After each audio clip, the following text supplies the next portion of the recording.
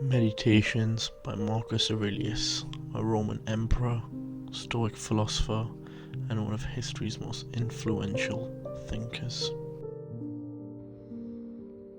From my tutor, not to become a green or blue supporter at the races, or side with the light or heavies in the amphitheatre, to tolerate pain and feel few needs, to work with my own hands and mind my own business, to be deaf to malicious gossip.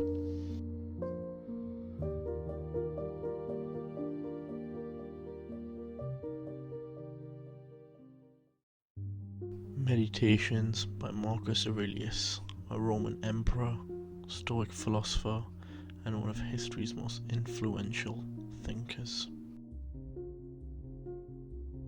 To be always the same man, unchanged in sudden pain, in the loss of a child, in lingering sickness. To see clearly in his living example that a man can combine intensity and relaxation, not to be impatient in explanation.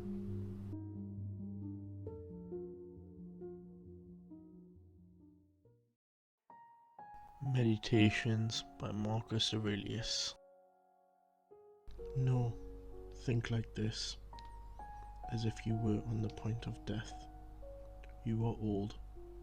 Don't then let this directing mind of yours be enslaved any longer.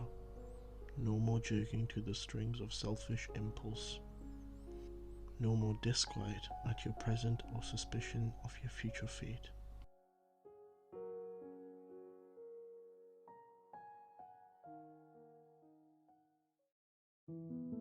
Meditations by Marcus Aurelius. Remember how long you have been putting this off, how many times you have been given a period of grace by the gods and not used it. It is high time now for you to understand that the universe of which you are a part, and the governor of the universe of whom you constitute an emanation, and that there is a limit circumscribed to your time. If you do not use it to clear away your clouds, it will be gone. You will be gone, and the opportunity will not return.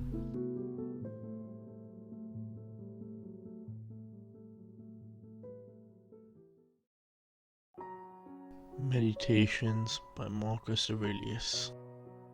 In his comparative ranking of sins, applying philosophy to the common man's distinctions, Theophrastus says that the offences of lust are graver than those of anger, because it is clear some part of pain and involuntary spasm which drives the angry man to abandon reason, whereas the lust-led offender has given in to pleasure and seems somehow more abandoned and less manly in his wrongdoing.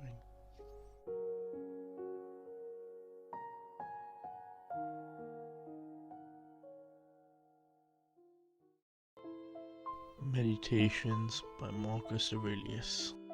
You may leave this life at any moment. Have the possibility in your mind in all that you do or say or think. Now, departure from the world of man is nothing to fear if the gods exist.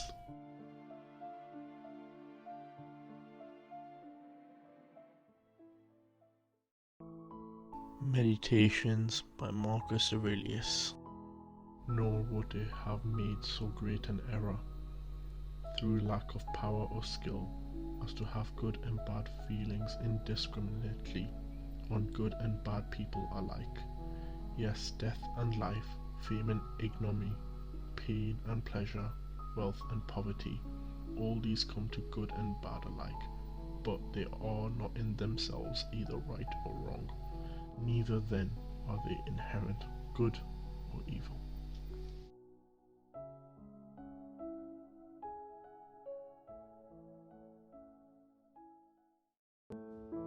Meditations by Marcus Aurelius. How all things quickly vanish, our bodies themselves lost in the physical world, these memories of them lost in time, the nature of all objects of the senses, especially those which allure us with pleasure, frighten us with pain, or enjoy the applause of vanity, how cheap they are, how contemptible, shoddy, perishable, and dead.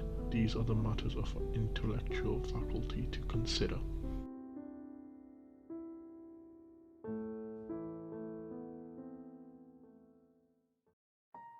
Meditations by Marcus Aurelius. Even if you were destined to live 3,000 years, or 10 times that long, nevertheless remember that no one loses any life other than the one he lives, or lives any life other than the one he loses. It follows the longest and the shortest lives are brought to the same state. Present moment is equal for all, so what is passing is equal also. The loss therefore turns out to be the merest fragment of time. No one can lose either the past or the future. How could anyone be deprived of what he does not possess?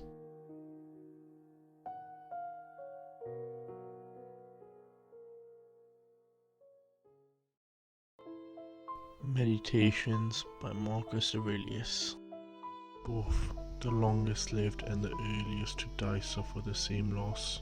It is only the present moment of which either stands to be deprived. And if indeed this is all he has, he cannot lose what he does not have.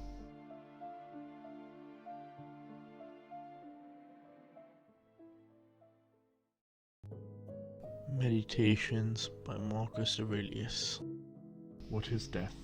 Someone looking at death per se, and applying the analytical power of his mind to divest death of its associated images, will conclude that it is nothing more than a function of nature, and if anyone is frightened of the function of nature, he is a mere child, and death is not only a function of nature, but also to her benefit.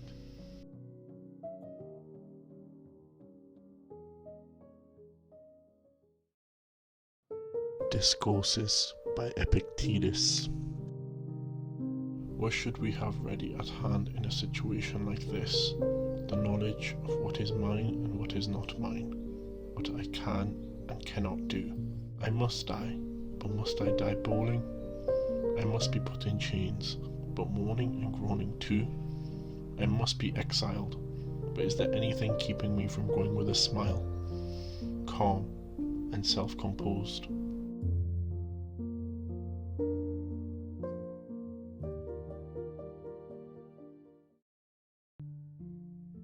Discourses by Epictetus. Despite being born into slavery, he went on to become one of the greatest Stoics of all time. As it is though, make no mistake, this body does not belong to you, it is only cunningly constructed clay, and since I could not make the body yours, I have given you a portion of myself instead, the power of positive and negative impulse, of desire and aversion, the power, in other words, of making good use of impressions. If you take care of it and identify it, you will never be blocked or frustrated. You won't have to complain, and you will never need to blame or flatter anyone.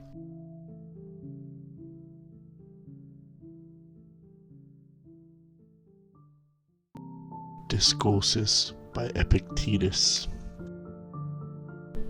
And being attached to many things, we are weighed down and dragged along with them. If the weather keeps us from travelling, we sit down, fret, and keep asking, which way is the wind blowing?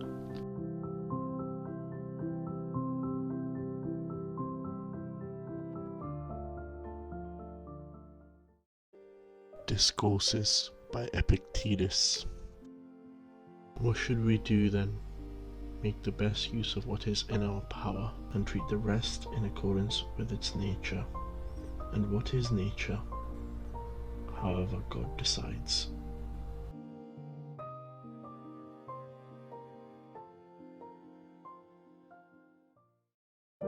Discourses by Epictetus. Tell us your secrets. I refuse, as this is up to me. I will put you in chains. What's that you say, friend? It's only my legs you will chain. Not even God can conquer my will. I will throw you into prison. Correction. It is my body you will throw there. I will behead you. Well, when did I even claim that mine was the only neck that couldn't be severed? That's the kind of attitude you need to cultivate if you would be a philosopher. the sort of sentiments you should write down every day and put in practice.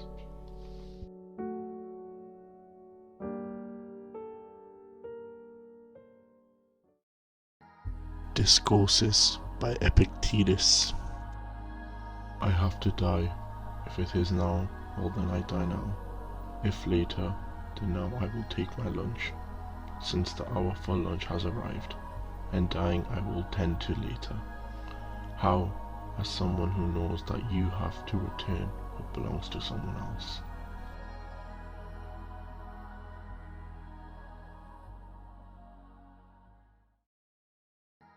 Discourses by Epictetus.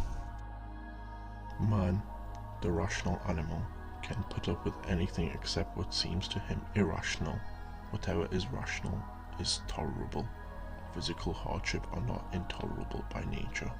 The Spartans, for instance, gladly submit to being whipped because they are told that it is done for good reason.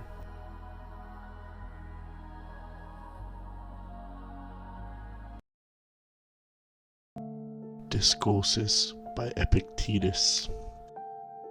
But ask me, shall I be a bathroom attendant or not? And I will tell you that earning a living is better than starving to death, so that if you measure your interest by these criteria, go ahead and do it. But it would be beneath my dignity. Well, that is an additional factor that you bring to the question, not me. You are the one who knows yourself, which is to say, you know how much you are worth in your own estimation, and therefore at what price you will sell yourself, because people sell themselves at different rates.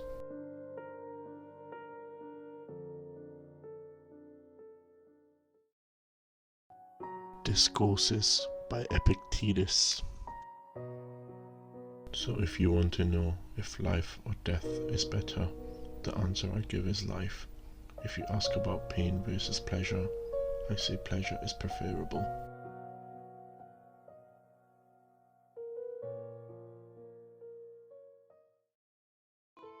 Discourses by Epictetus. Is it true, however, that no bull reaches maturity in an instant, nor do men become heroes overnight? We must endure a winter training, and can't be dashing into situations for which we aren't ready yet prepared.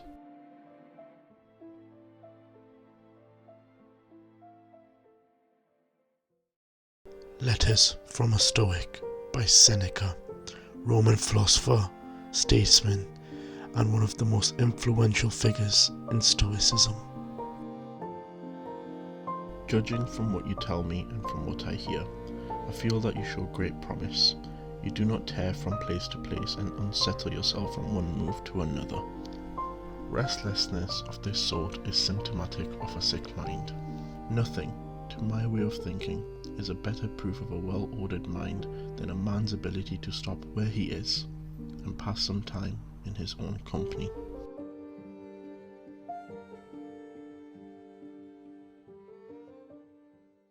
Letters from a Stoic by Seneca, Roman philosopher, statesman, and one of the most influential figures in Stoicism. To be everywhere is to be nowhere. People who spend their whole life traveling abroad end up having plenty of places where they can find hospitality, but no real friendships.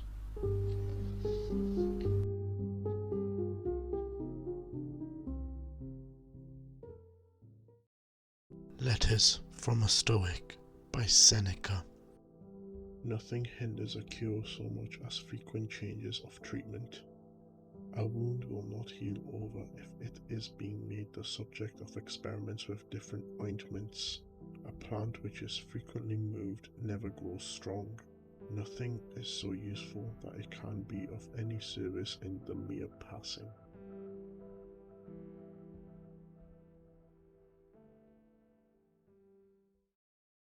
Letters from a Stoic by Seneca.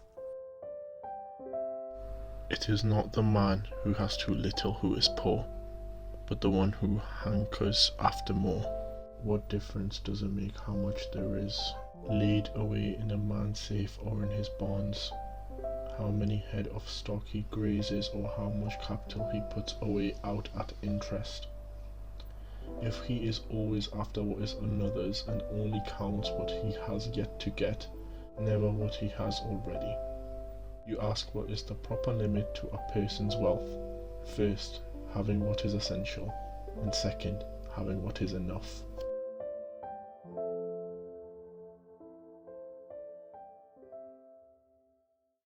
Letters from a Stoic by Seneca. Certainly you should discuss everything with a friend, but before you do so, discuss in your mind the man himself. After friendship is formed, you must trust, but before that you must judge. Those people who, contrary to Theophrastus's advice, judge a man after they have made him their friend instead of the other way around, certainly put the cart before the horse.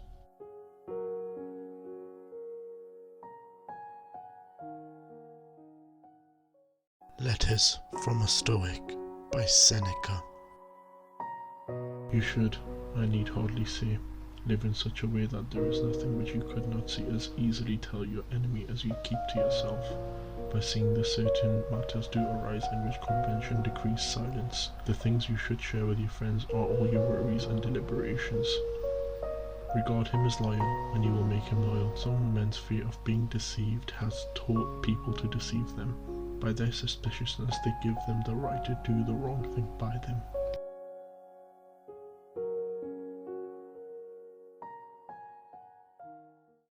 Letters from a Stoic by Seneca.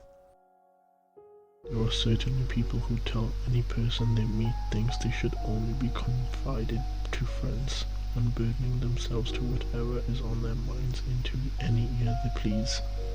Others again are shy of confiding in their closest friends, and would not even let themselves, if they could help it, into the secrets they keep hidden deep down inside themselves. We should do neither. Trusting everyone is as much as a fault as trusting no one, though I should call the first, though worthier than the second, the safer behavior.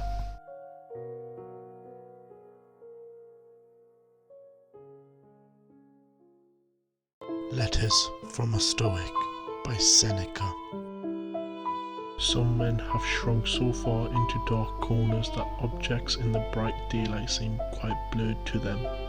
A balanced combination of the two attitudes is what we want. The active man should be able to take things easily, while the man who is inclined towards response should be capable of action. Ask nature. She will tell you that she made both day and night.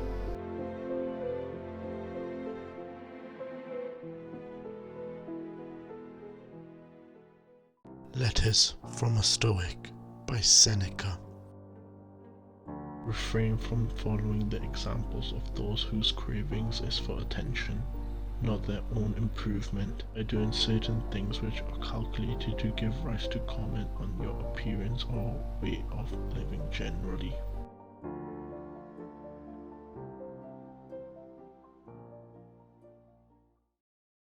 Letters from a Stoic by Seneca. Philosophy calls for a simple living, not for doing penance, and the simple way of life need not to be the crude one. The standard which I accept is this: one's life should be compromised between the ideal and the popular morality. People should admire our way of life, but they should at the same time find it understandable.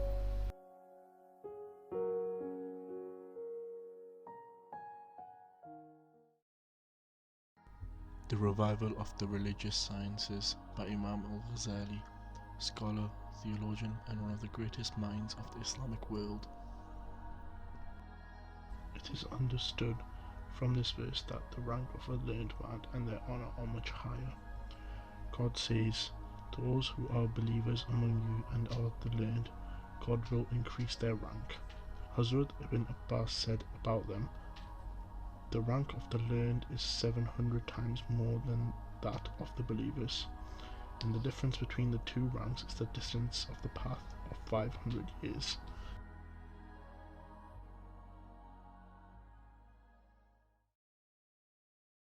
The Revival of the Religious Sciences by Imam al-Ghazali. He said, "You are living in an age wherein the theologians are many, the Quran readers and the preachers are few, the beggars are few, and the givers are many. Therein the deeds are better than knowledge, but soon will come over you such an age wherein the theologians will be few, the preachers and the Quran readers many, the givers few, and the beggars many. Therein knowledge will be better than deeds."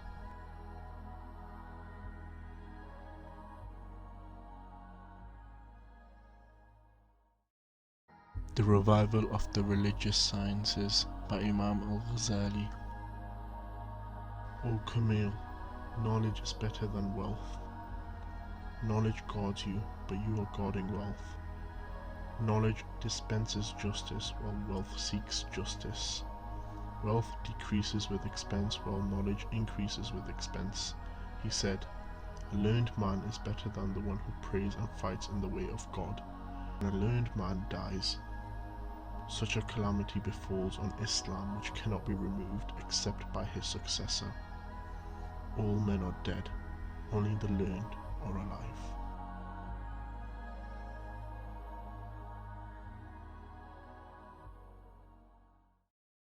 The Revival of the Religious Sciences by Imam al-Ghazali. Hazrat Ibn Mubarak was asked, "Who are men?" He replied, "The learned." He was asked again, "Who are the kings?" He replied, "The ascetics." He was again asked, "Who are the meanest?" He said, "Those who exchange their religion for the world." He did not consider anybody as a man except the learned.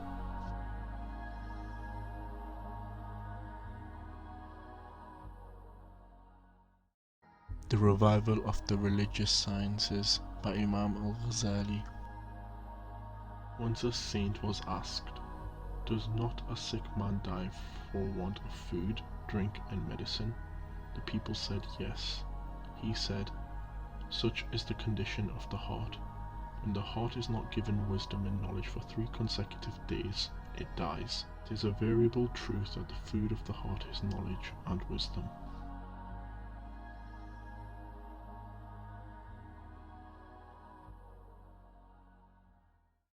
The Revival of the Religious Sciences by Imam al-Ghazali.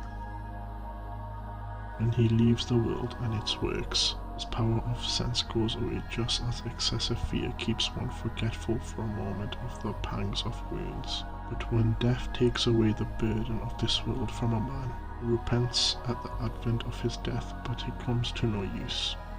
His condition is just like the one who does not feel any pain in swoon, but as soon as he recovers from his swoon, he begins to feel pain. Men are in sleep, but they are awake at death.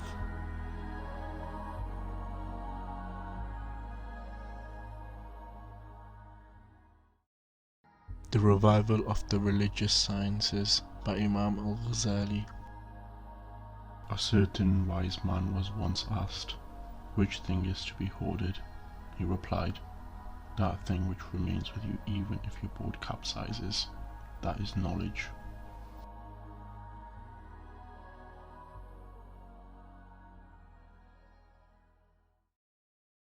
The Revival of the Religious Sciences by Imam al-Ghazali. If a man learns a chapter of knowledge, it is better than the world and its contents. He said, "Seek knowledge, even if it be in China." He said, "To seek knowledge is compulsory on every Muslim, male and female."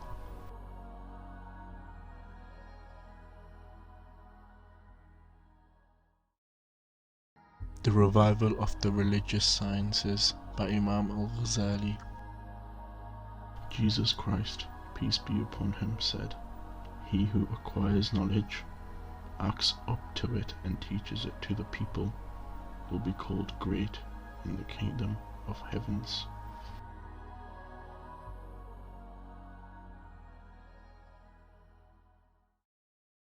The Revival of the Religious Sciences by Imam al-Ghazali. The Holy Prophet, peace be upon him, said, "When a man dies, all his actions stop except 3. Number 1, a permanent endowment for charity. Number 2, useful knowledge. And number 3, righteous successors.